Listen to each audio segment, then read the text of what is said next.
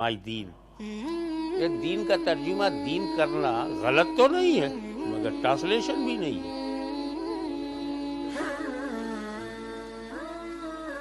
اگر کوئی کہے میرا دین میرے لیے تیرا دین تیرے لیے تو لکم دینکم، آیت میں بھی دین ہے، ٹرانسلیشن میں بھی دین ہے، تو ٹرانسلیشن کہاں ہوا؟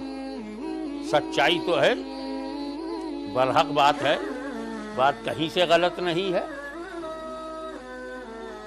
ہم بہت سارے الفاظ کا ترجمہ نہیں کر پاتے، چلو میں تم کو 7 days دیتا ہوں، لفظ اللہ کا ٹرانسلیشن ایک لفظ میں کر کے بتاؤ۔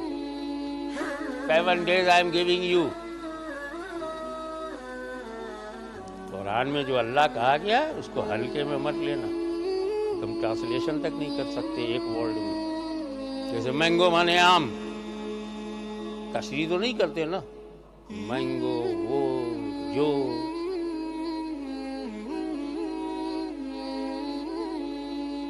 لیکن in the minds of the people a doubt can come.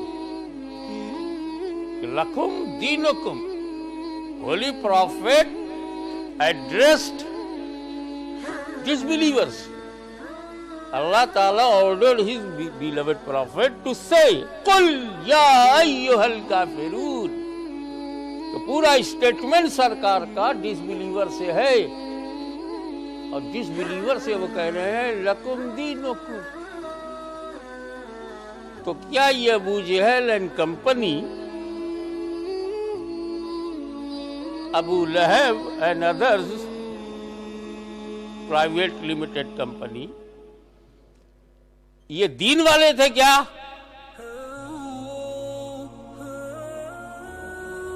ان کو تو کھلم کھلا ہم بے دین کہتے ہیں، تو قرآن کہہ رہا ہے لکم دینکم، تیرا دین تیرے لیے، ان کے پاس دین ہے کہاں؟ ابو جہل اینڈ سنس کے پاس کون سا دین ہے؟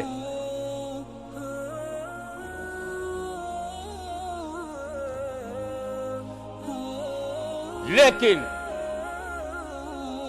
مجدد اعظم امام رضا کی کچھار سے نکلا ہوا شیر نر، جسے دنیا محدث اعظم کہتی ہے، اس نے اس ڈاؤٹ کو جڑ سے کاٹ دیا اور فکر رضا کو